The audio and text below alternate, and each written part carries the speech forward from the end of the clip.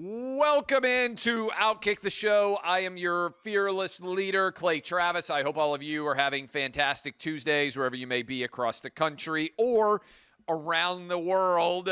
We have got a lot to discuss, a lot of craziness out there that we will dive into. But I want to start with what I think is absolutely insane.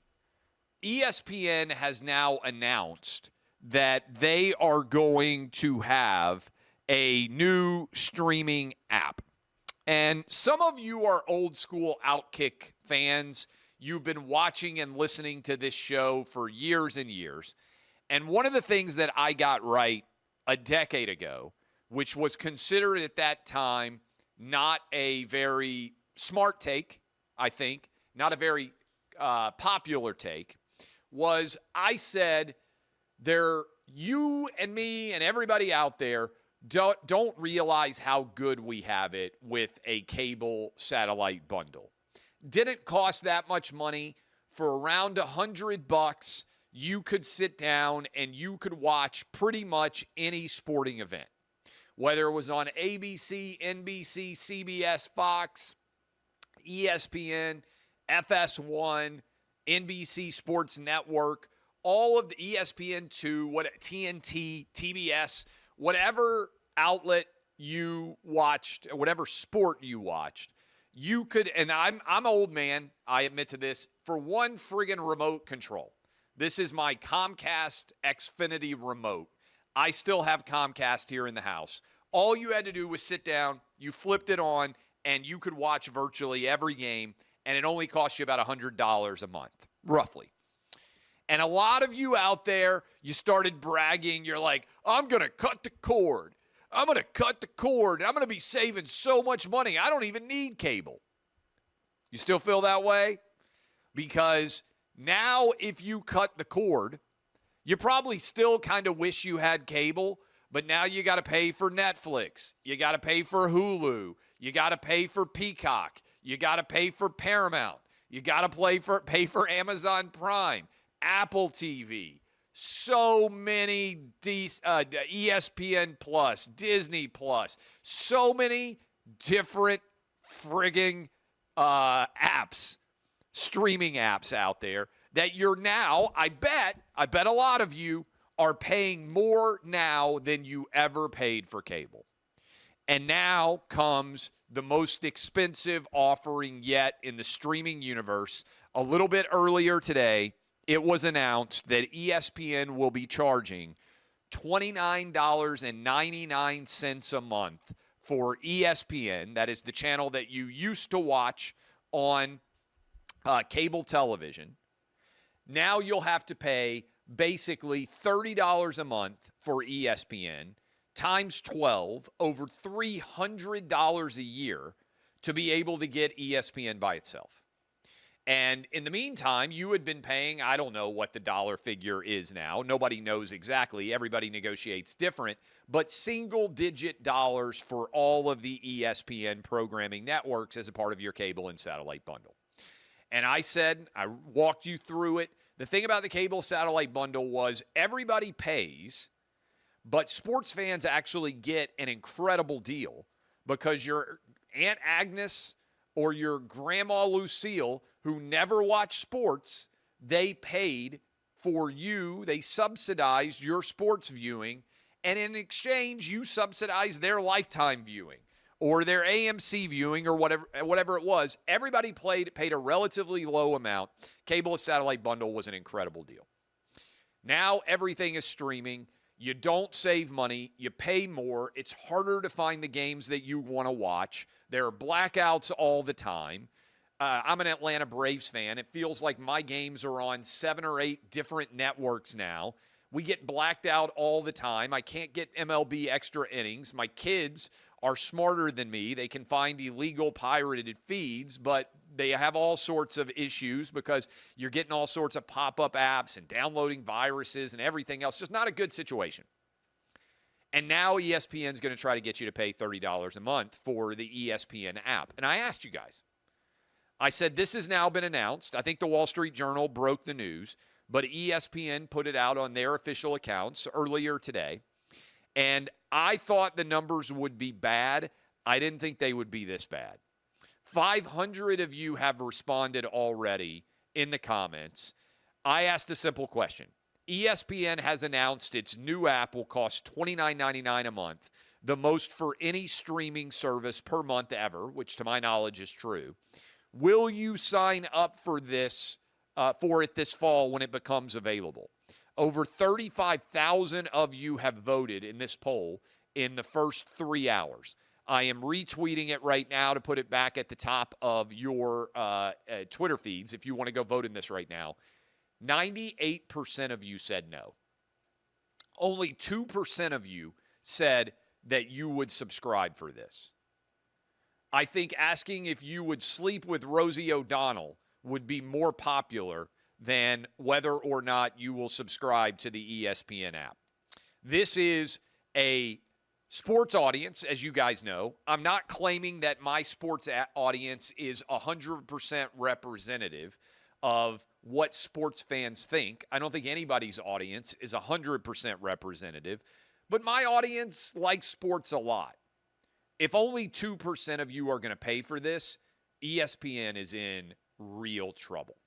Because I think what they're doing now is they are creating a world where some of you are just going to say, screw it, I'm done with the cable satellite bundle. I can't pay for all this stuff. And a lot of you maybe out there are just big football fans. I don't think anybody is talking enough about the seasonality of apps like these. When I was a kid, all the way up into my 30s, when you move to a new apartment or you move to a new condo or you move to a new house, do you know who had you buy completely the balls? Cable Guy. Cable Guy back in the day, worst customer service. They would just say, hey, we're going to come by. Might be 9 a.m., might be 6 p.m. We had to take off whole days from work to just sit, or you had to get a friend to come over just to sit to wait for when the cable guy was going to show up and when he was going to put the cable connection in. And as a result, almost no one canceled cable because they had to put the wires in. It's a whole big undertaking, and it's not easy to just shift back and forth. In a streaming era, you can go in on one day, cancel, come back 3 months later, look at all the new programs, go catch up on them. I think a lot of people are going to be trying to save money because this is super expensive, and a lot of people are going to be looking at this bill saying $30 a month. That's before the taxes get factored in. That's before they start raising the cost. And they're going to say, you know what? I love football. I'll pay September, October, November. That'll get me almost every college football game, and then I'm going to bail. Or you'll say, I'll pay September, October, November, December, January. That guarantees me every game through the playoffs, and then I'll bail. Or you just think $30. Heck, I'll go have a couple of beers, and I'll get food. And for the games that I really care about, I'll cancel. I'll go spend $30 at Buffalo Wild Wings or something like that. Or, and a lot of you are young, you're just going to say, I'm going to illegally stream it. Because almost every game is out there if you are willing and if you are able and if you don't care about the idea of it being thievery, which many of you do not, especially in your 20s, teenagers, they're going to go out there and that's the choice they're going to make. And what does this mean from a larger business perspective? I think what it means is a lot of people are going to cut their cable satellite cord. And they're going to decide, I'll watch ESPN for a full few months. I'll stream what I want otherwise illegally. I'll go to a sports bar every now and then with buddies for big games. And I think it's going to destroy what remains of the ESPN business model. I think ESPN's in trouble because right now they can't afford the UFC. There's reports they're not going to keep the UFC. They just walked away from Major League Baseball. And how do you sell to sports fans that your sports app is the everything app when it doesn't have a ton of Major League Baseball? They have a lot of college football, which I love, and I do think that will be the focal point of why people sign up. They have NBA regular season, which isn't that attractive, and an increasingly smaller, decreasingly, I guess I should say, amount of NBA games. This is just not that great of an offering. And if you love sports, which I do, there's a lot of great analysis you can get for free on YouTube. I think they stream Pat McAfee's show every day on YouTube already. We stream all of our OutKick shows just about on YouTube. We got 1.7 million of you subscribing. Thank you, YouTube. TikTok, clips, everything else. I just don't think there's any sports opinion that is so unique right now that ESPN is going to be able to convince you to sign up for it. It's not taking a shot at Stephen A. Smith or anybody like that. I just think we're suffused in sports information, in sports opinion, and I don't think ESPN has that great of a product offering anymore.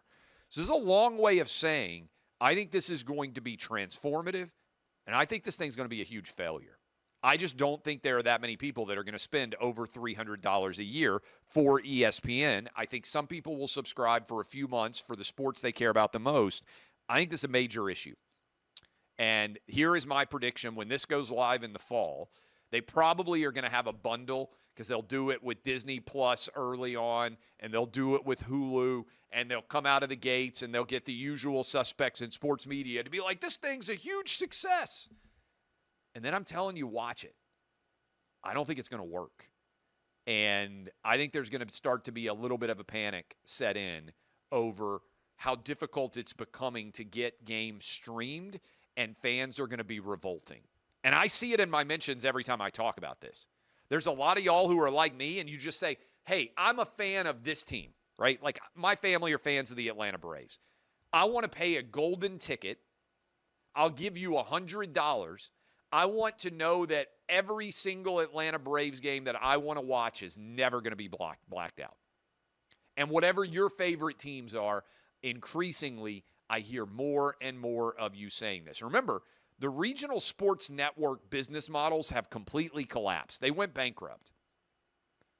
I think that ESPN is going to end up going bankrupt. Might take a decade. They might sell it off before.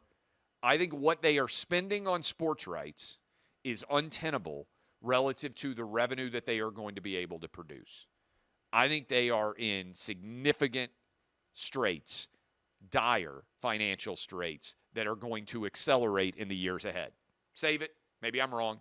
Maybe it's going to be the greatest business of all time, and I have no idea what I'm talking about. But I think this $29.99 a month app, there's trouble.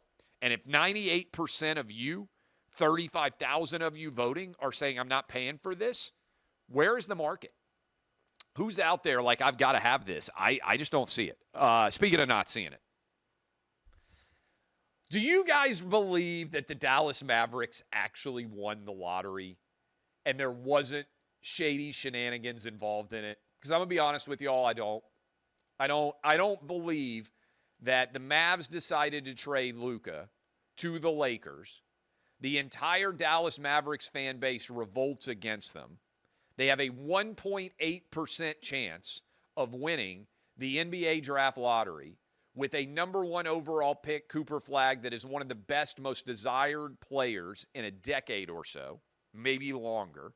A guy that feels like a 19-year-old can't-miss stud prospect that everybody knows already. He's famous. He played at Duke. And the Dallas Mavericks, which is a franchise that is on the ropes after trading Luka to the Lakers to pair with LeBron, get the number one overall pick. And miracle of all miracles, they get Cooper Flagg. And there have been situations like this that have happened in the past where a lot of people have said, oh, that's awfully convenient. The frozen envelope argument from back when Patrick Ewing ended up a Knick. The way that the Cavs get the number one pick after LeBron leaves or LeBron comes back and the Cavs get LeBron, who's from Akron. It seems outrageous that there would be any kind of fix out there.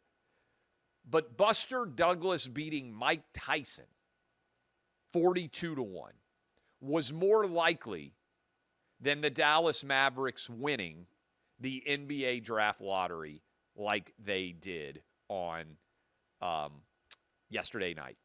I was out to dinner. Phone blows up. I have no idea. I'd forgotten the NBA draft lottery was going on. I probably should put a poll up. 98% of you are not paying for ESPN. I will put, say you're not going to pay for the ESPN streaming app. I bet it will be 85-15. Do you think that there was a rig job in place in some way for the Dallas Mavericks to end up with the number 1 overall pick? I think all of you from a variety of different backgrounds, a lot of you are going to believe that that is not by chance. That the NBA, Luka's gone, that there was some sort of a secret agreement. Now, here's why I have some, I kind of think that I think that the Mavs got the number 1 overall pick, and it feels crazy to me that that 1.8% chance would pan out. Here's the challenge. If it's ever proven that something like that happened, it's illegal and everybody involved would go to prison. Doesn't mean that conspiracies don't happen. Doesn't mean that things like this couldn't occur. I can't believe that somebody would risk prison over whether Cooper Flag goes to the Dallas Mavericks. But what are the odds that Luka gets traded for Anthony freaking Davis in maybe the worst trade in the history of the NBA? And as the Dallas Mavericks franchise is at the lowest level of all time, suddenly, miraculously, they are resurrected from the depths by getting Cooper Flag, and now they got a pretty good team. Now they got a pretty good roster. It feels so improbable to me that there has to be something going on there. I'm like a lot of y'all. When I saw this, I was just like, there's no way. There's no way this is on the up and up.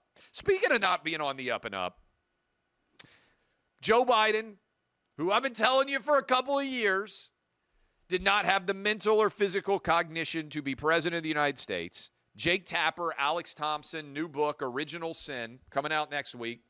Free advertisement from me. There are two stories that have come out today already.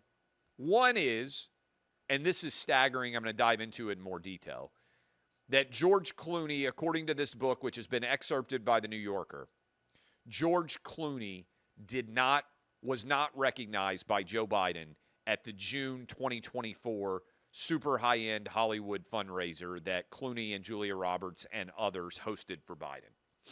That's an holy crap story, because Biden has known George Clooney for 15 years, and because George Clooney's a pretty famous guy. I've never met George Clooney. If I was in a room with him, I would recognize him. Even if you've never met George Clooney before, I would think every politician in the House of Representatives that has cognition and every senator that has a functional brain would recognize George Clooney. It's like you don't walk up to Leonardo DiCaprio, even if you've never met him, and been like, what do you do for a living?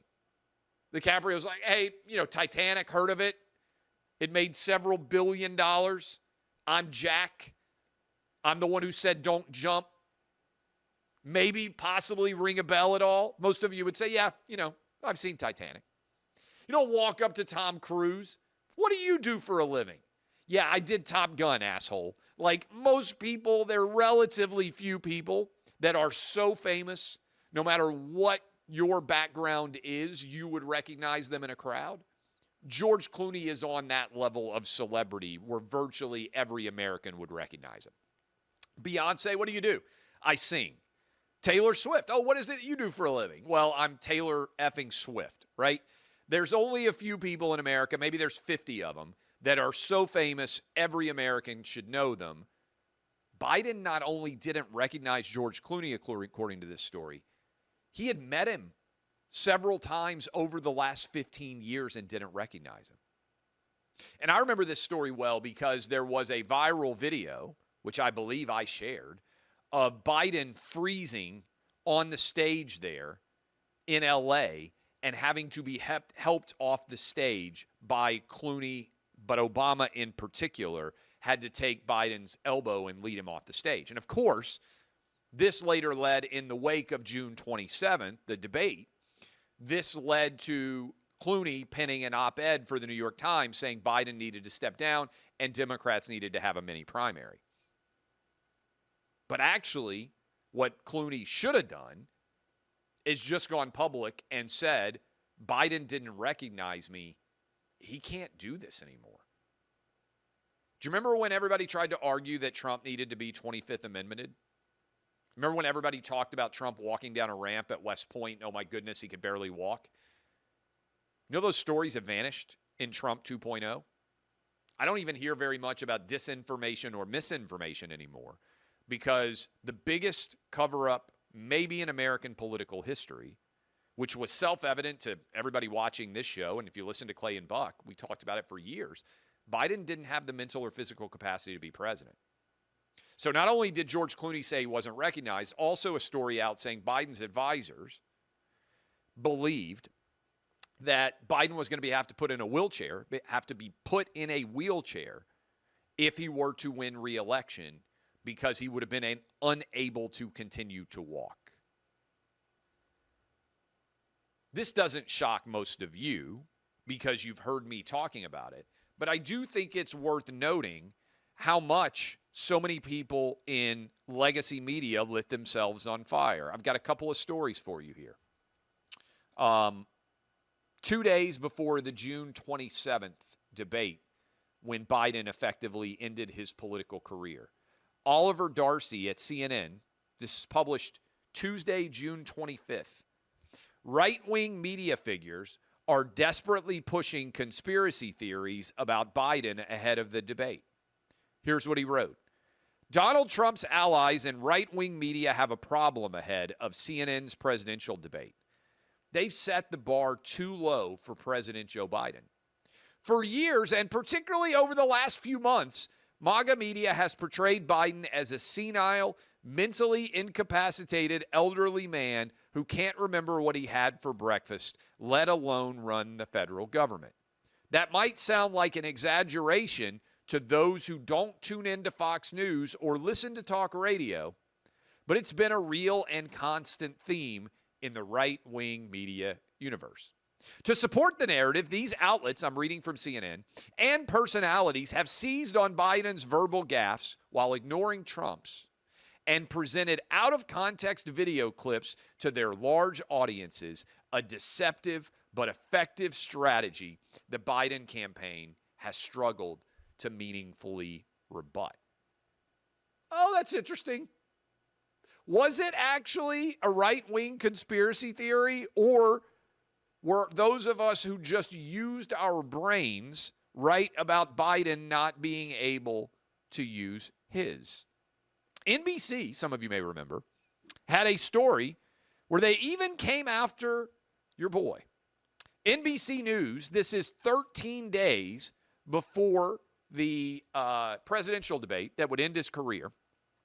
They reached out to me and accused me of spreading cheap fakes for sharing videos that appeared to show Biden not able to do his job at a high level of success. Here is a quote where they come after me. A post on X from Clay Travis, a conservative talk radio host, used the same video as the RNC. He wrote that Biden, quote, just goes wandering off and that other national leaders are, quote, babysitting our president in Italy. His post received 1.1 million views. In a follow-up post Friday, after they asked me for my comments, Travis said he stood by his view that Biden is not mentally fit to be president. Who was right?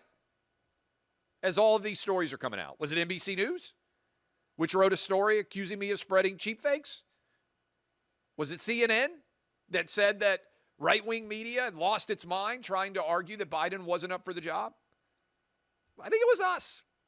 I think we were actually right about everything. And as more of these details come out, I think the legacy media's overall trust is in shambles. And some of you can say, we get these questions, why even cover this? Biden's not president anymore. Because if lies about Biden's physical and mental cognition were allowed to be spread for years, And now the defense is, well, how could we have possibly known? All you have to do is go back and watch my shows for years. I have been arguing, and this is beyond a shadow of a doubt, I believe true. We only saw Joe Biden for about 5% of the day.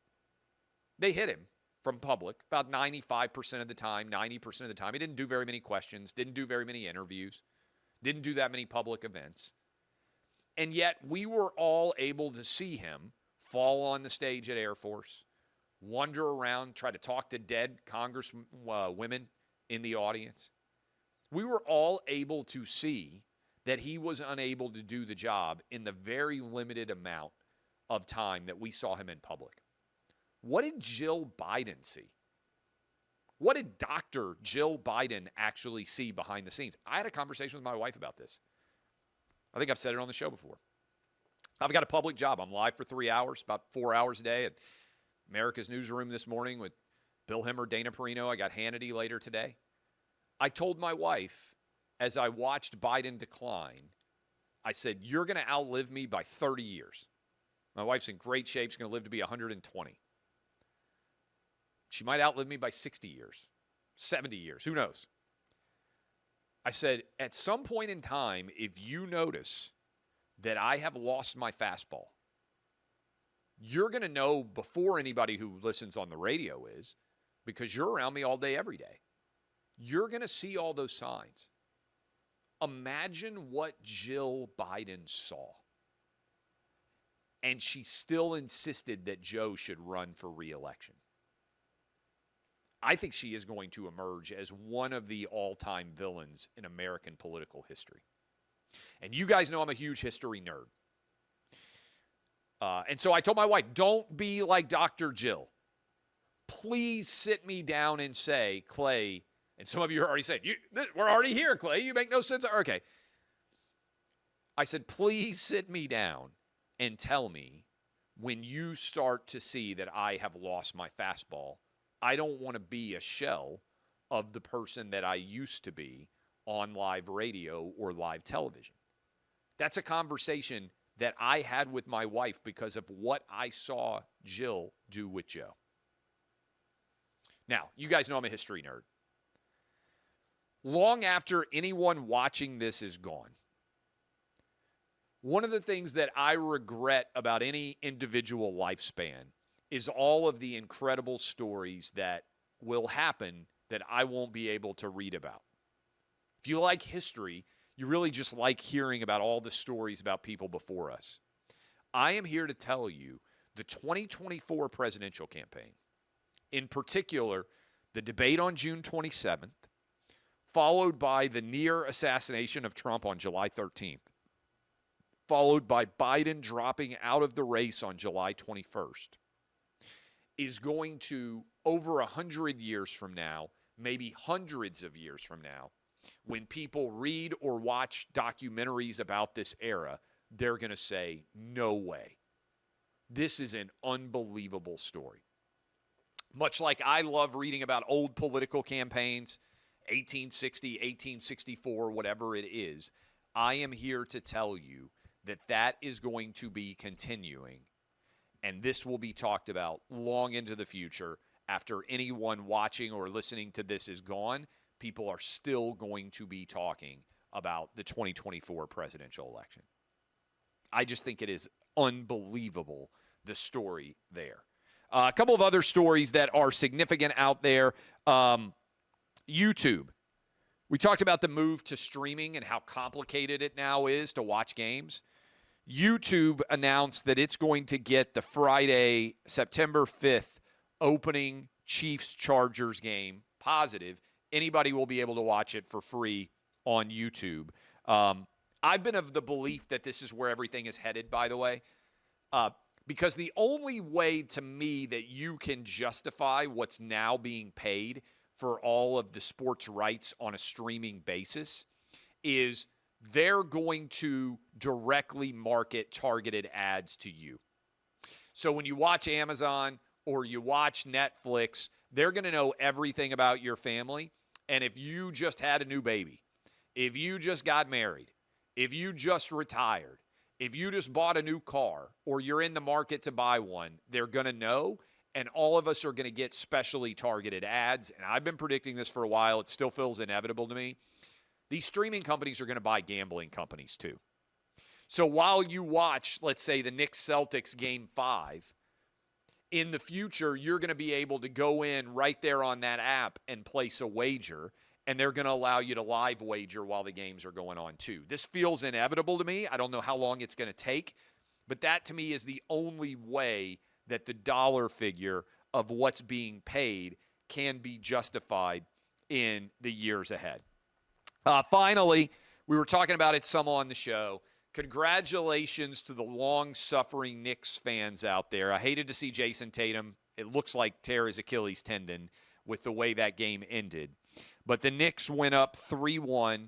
It looks like the Knicks are going to be playing the Pacers, and it's going to be like, for those of us who are old-school NBA fans, back when Reggie Miller was leading the Pacers to go head-to-head against Patrick Ewing, John Starks, all of that era of the New York Knicks.